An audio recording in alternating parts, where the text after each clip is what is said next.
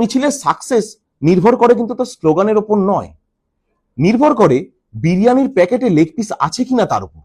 কলকাতায় একটা কথা খুব চলে, বাঙালি মিছিলে যায়।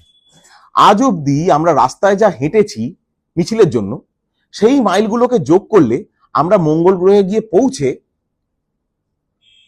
চা খেয়ে ফেরত আসতে পারতাম। অথচ দেখুন এলন মাস্ক খামোকা রকেট বানাচ্ছে।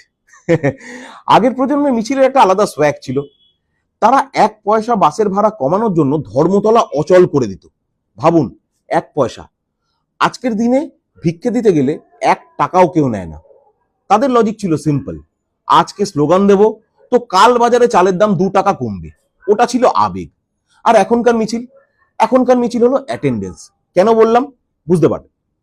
আমরা আগে ভয় পেতাম পুলিশের লাঠি আর টিয়ার গ্যাসকে, আর এখন আমরা ভয় পাই আমাদের পাড়ার সেই শান্তশিষ্ট ছেলেটাকে যে সারাদিন ঘুমায়, রাত 12টার পর সাইলেন্সার খোলা একটা বাইক নিয়ে পাড়ার চক্কর দেয়।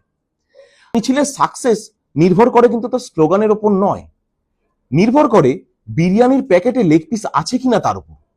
আগে লোকে ঘাম ঝরিয়ে চাচাতো ইনকালাব জিন্দাবাদ অমুক তমুক, আর এখনকার মিছিল লোকে যায়, গিয়ে সেলফি তুলে হোয়াটসঅ্যাপ গ্রুপে পাঠায়, দাদা প্যান্ডেলের তলা দাঁড়িয়ে আছি, মার্কিংটা করে নিও। আসলে বাঙালির চরিত্র বদলায়নি, শুধু উদ্দেশ্যটাই বদলে গেছে। আগের প্রজন্ম ভাবতো আমি মিছিলে গেলে পৃথিবী বদলাবে, আর এই প্রজন্ম ভাবে আমি মিছিলে না গেলে আমার বাড়ির জলের কানেকশনটা বদলে যাবে। আগে মানুষ রাজনীতি করত সমাজ বদলাতে, আর এখন মানুষ রাজনীতি করে যাতে সমাজ তাকে বদলে না দেয়। আমাদের সংগ্রাম এখন স্রেফ সার্ভাইভালে এসে ঠেকেছে। এ বাবা, এই রাগ করলেন না তো? যাই হোক, লাইক কমেন্ট আর ফলোর নামে তর্ক বিতর্ক চলতে থাকুক।